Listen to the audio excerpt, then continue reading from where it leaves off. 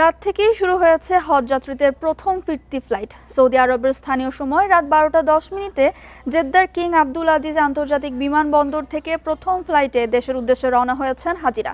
হজের ফিরতি ফ্লাইট নিয়ে আরও জানাতে শাহজালাল বিমানবন্দর থেকে যোগ দিচ্ছেন সহকর্মী আদিলুর রহমান। আদিলুর, হজের প্রথম ফ্লাইটটি বাংলাদেশের বিমানবন্দরে এসেছে কিনা এবং কোনো হাজির সাথে কথা হয়েছে কিনা জানাবেন।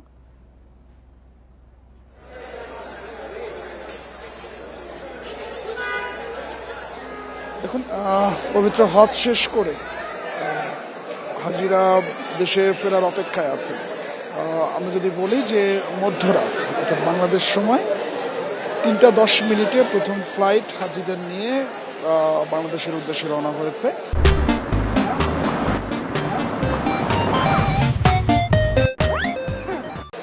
এই ফ্লাইটটিতে সৌদি এয়ারলাইন্সের একটি ফ্লাইট এবং এই ফ্লাইটটিতে 445 জন হাজি রয়েছেন।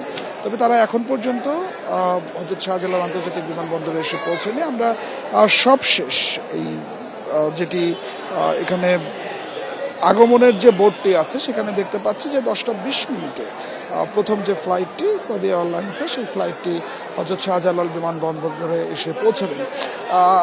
এরই মধ্যে হাজিদেরকে বরণ করে নেবার জন্য বিমানবন্দরের যেসব আনুষ্ঠানিকতাগুলো আছে সেই আনুষ্ঠানিকতাগুলো সম্পন্ন হয়েছে। স্বজনরা এরই মধ্যে এসেছেন, স্বজনরা এসে তাদের জন্য অপেক্ষা করছেন।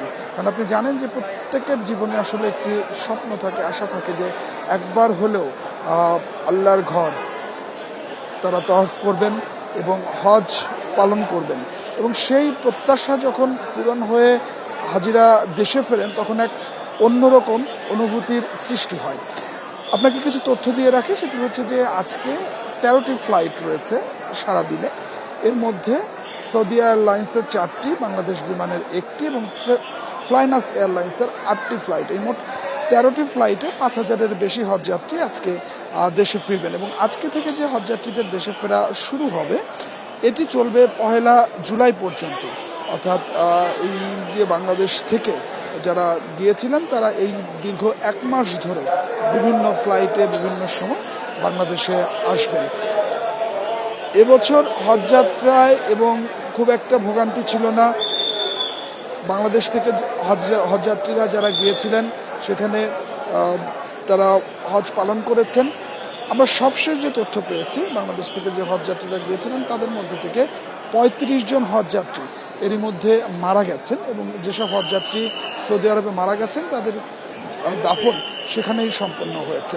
তো সব মিলিয়ে যেটি আসলে বলা যায় যে হজযাত্রীরা আর কিছুক্ষণের মধ্যেই যেটা শাহজালাল আন্তর্জাতিক বিমানবন্দরে এসে পৌঁছবেন। এরপরে আমরা আসলে আনুষ্ঠানিকভাবে তাদের কাছে জানতে পারবো যে এই যে তাদের হজ যাত্রাটি এটি আসলে কতটা স্বস্তিদায়ক ছিল এবং সৌদি আরবে তাদের কোনো সমস্যা হয়েছে কিনা। তবে এখন পর্যন্ত আমরা সেই বড় ধরনের কোনো অভিযোগ পাইনি যে হজযাত্রীরা খুব বেশি দুর্ভোগের মধ্যে পড়েছিলেন। তবে তারা আসার পরে আমরা আনুষ্ঠানিকভাবে আরও হাজিদের বক্তব্য আমরা জানতে পারবো। তো শাহজালাল আন্তর্জাতিক বিমানবন্দর থেকে এটি ছিল আমার কাছে সবশেষ। শাহজালাল বিমানবন্দর থেকে জানাচ্ছিলেন সহকর্মী আদিলুর রহমান।